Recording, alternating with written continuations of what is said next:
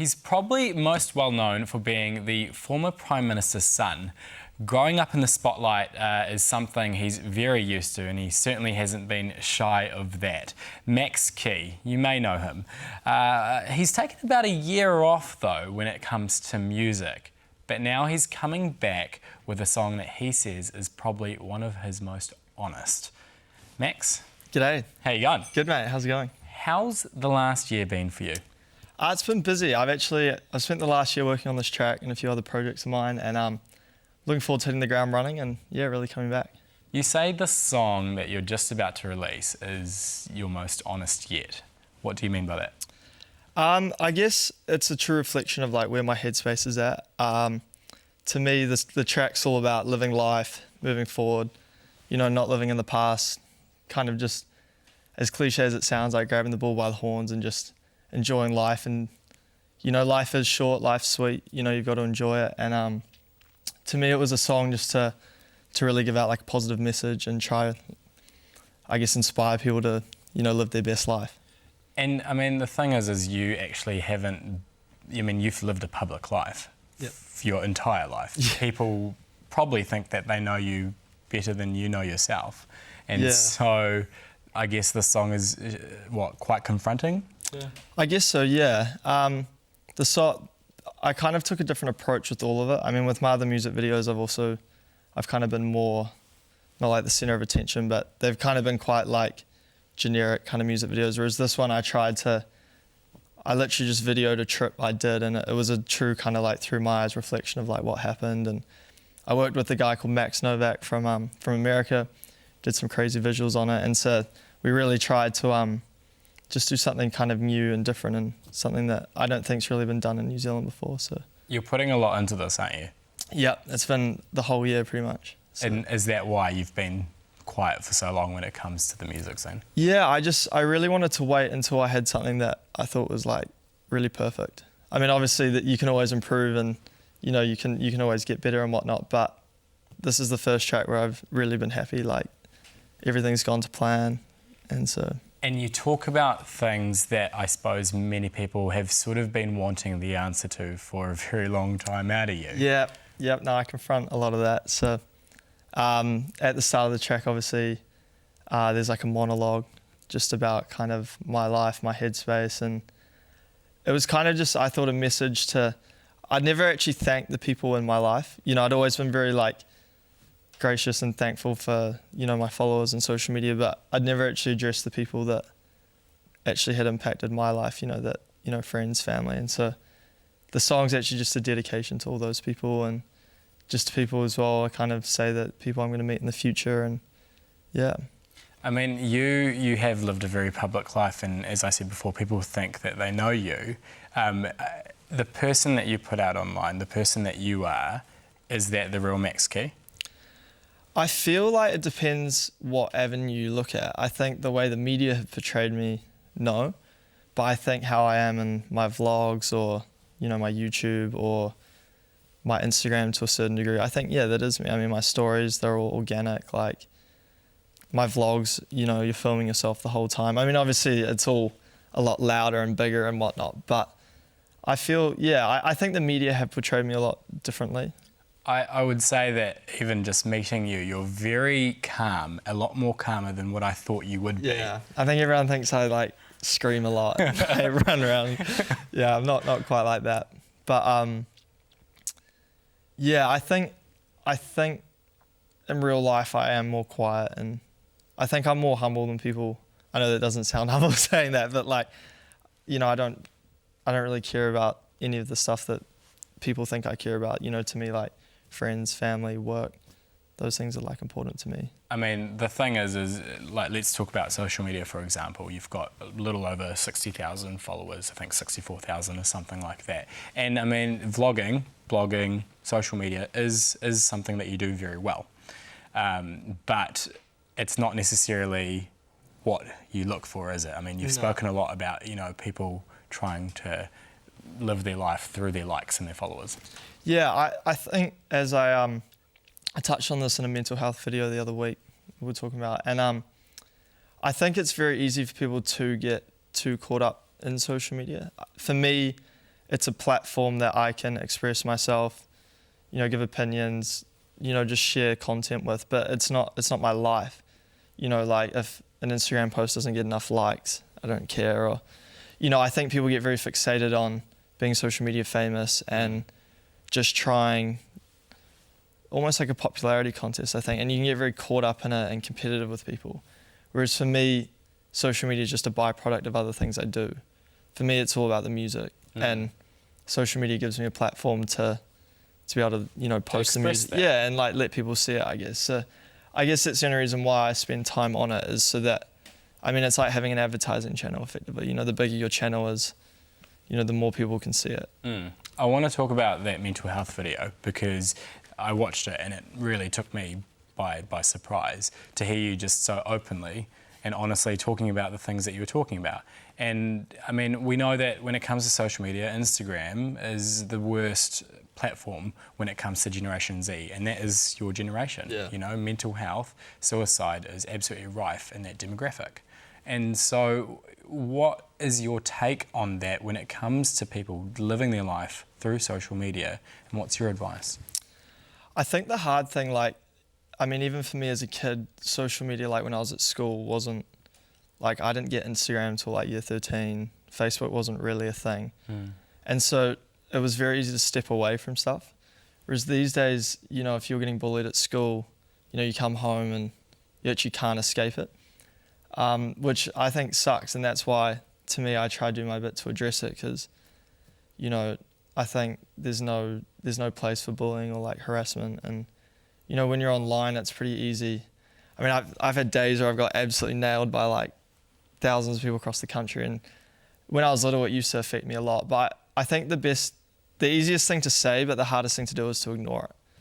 So what happens in that moment? Because, like you say, you have been absolutely pummeled by people online. Yeah. And it's hard because, again, it's that very public life. But you're just an everyday person at the same time, aren't you? I think, though, it depends if what avenue, I guess, you're talking about. See, for me, I'm people go, oh, he's in the public eye, he shouldn't complain that he gets bullied or whatever. And see, for me, I don't really care how much stuff people say to me. But mental health affects you as much as any other person. But at the same time, I've grown used to how to deal with it, and I feel like I'm better attuned to ignore it. And if someone, you've built a tough skin. Yeah, I'm just tolerant to it. If someone I've had every kind of different form of abuse thrown at me for 15 years now. So you get to a point where it's just ducks off a water back, It's amazing hearing you talk about that, because you do you've got a tough skin, you've had to build a tough skin, but that doesn't necessarily make it okay. Yeah, I think that is the big question, that it's not right that people have to do that. Because there's other influences that, they make one. That's the scary thing, with the internet, is you make one mistake and, for the rest of your life it can haunt you. Which is, I think that's the power of social media, and, there's positives to it. And that's why in that video I talk about there are negatives. And these days, people post photos of themselves that they might regret when they're older. And so the way I look at it is, anything you say, anything you do, you've just got to know that it's there forever. People are very quick to judge, and they're very quick to come up with their own opinions and idea of who you are because of the way that you are viewed online. And with that comes bullying, like you said before. It's no longer in the playground, it's in the comfort of your own room. Yeah. And no longer is your room safe anymore. So what are some ways, because I know you've said that you've just ignored it, but has it affected you, and how have you dealt with it? When I was younger, it definitely affected me more. When you're 16 and you have 40-year-old men and women abusing you online, and you're kind of well, And you're just a child. Yeah. And I think what's hard is, at first, I don't know how to describe it, at first, the media can write stuff about you that might not be true or portray you differently. And you're sitting there going, whoa, but I'm not like that, I'm actually... Whereas I've just got to a point where I know who I am, I know what my morals are. I know I'm not a bad person, I know that I'm not doing anything mean to people, I'm just making music. And it pisses some people off, but at the end of the day, they don't have to watch it. That's kind of my motto is like, you're living your life. I'm doing my life. Like, if you want to watch it, if you want to engage, then engage. And if it pisses you off that much, then block me or just don't look. You know, I'm not forcing anyone to watch it. Yeah. I think the big thing though is if the media write articles and it gets pushed into people's face, that's where they get annoyed. So, you know, it's Mental Health Awareness Week, Yep. and that's really important because it's all about normalising conversation and making it okay for people to ask for help. Yeah. And there's probably a lot of people out there right now that are listening to you, and they have experienced exactly what you have, and you have yourself spoken about this in that mental health video. What can you say to them right now? I think the biggest thing is like, don't ever be afraid to speak out. I think, especially with men, there's a thing in New Zealand where it's like not cool or not manly to be emotional. I don't think there's anything wrong at all with being emotional. I mean, I've said it in my vlog, I'll happily say it on TV, like I've cried heaps. I've come home to my mum crying, like I talk out to my friends all the time if I'm having a shit day. Like, I think that's the big thing, is to let people know. Because what I've found, especially in like friends, is the people that often you think are the most happy sometimes aren't. You know, it's all like a big facade. Yeah. And so I think one like cool thing and one message I'm trying to get out is kind of look out for your friends, you know, like send them a message, just tell them you care about them. Like let people know that they're loved, you know. And the thing is even if you feel like there isn't, A, there always is, but B, there's channels you can go to, you know, where you can get help and there are people to talk to. I want to get a little bit more personal at this point, because in the video you do talk about your best friend in 2011 who committed suicide. Yep. And that was a very tough time for you, as you say. So, I mean, what have you learnt since then? And, I mean, your demographic, 22 to 24, the suicide rate is astonishing, isn't it?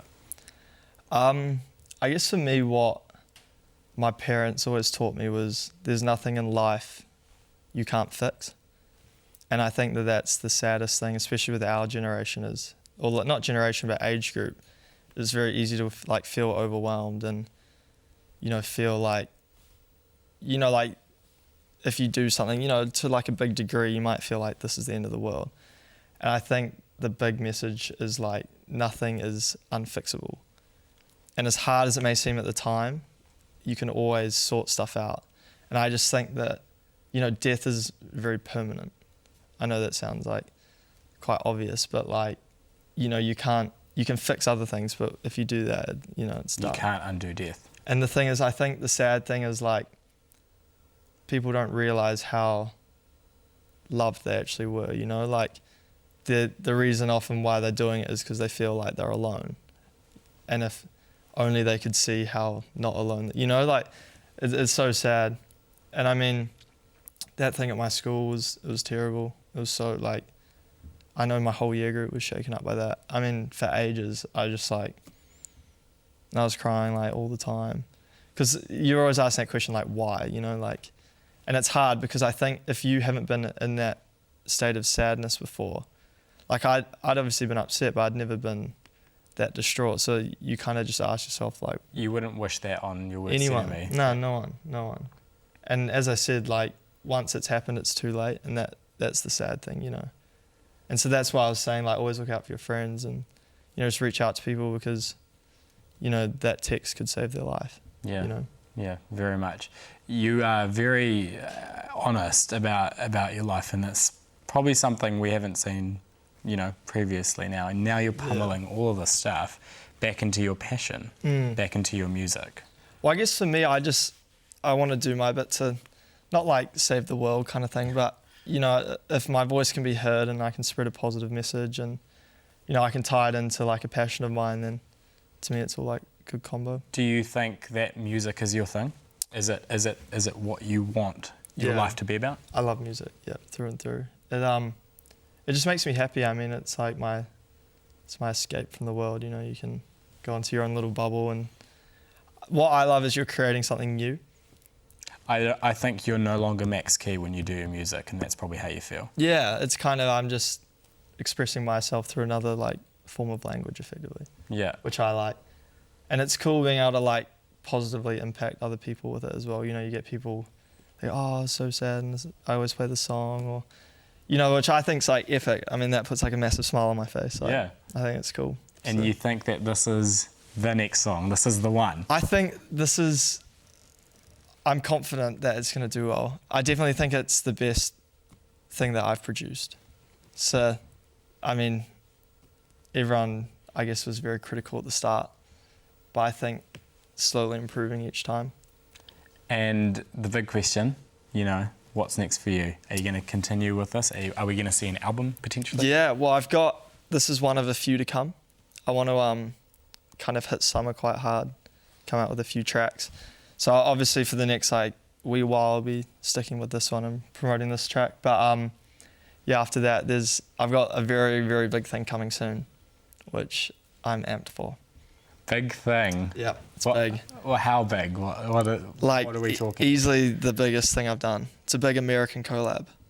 Okay. Yeah. With what? A big I can't say just yet. personality? Like, could we see a big collaboration? It's a big social media person, yeah. Okay. Yeah. And when can we expect that? Hopefully December. That's the goal. If not, it'll be after the new year. Okay. January. Will we still see your hashtag Key 20? Key 2044. Are you actually serious about that, by the way? I don't know. It kind of started as a joke, and now because I remember at our thing the other day, I don't really know. I've always joked with Dad it'd be quite funny having like a dynasty. But what does he actually like slap you over the head every time you say that? Like, well, kind of. I think at the same time though, I mean, I don't think anyone knows I've actually gone to uni. I've got 2 degrees. oh, you're very capable. You've done finance. All that I'm not saying I'm capable to be the Prime Minister. I don't know about it. it. Yeah. but like, I think at school I was a bit of a nerd. Yeah. Like, I'm definitely not this like dropkick vlogger that everyone thinks I am. Because that's one thing, I guess, back to the social media is I'm only putting probably like 5% of my life on there. It's a glorification of one's life. That's what social media is. Yeah, exactly. Yeah. And so, but yeah, I mean, the funny thing was I actually just said 2044 because it kind of flowed off the tongue.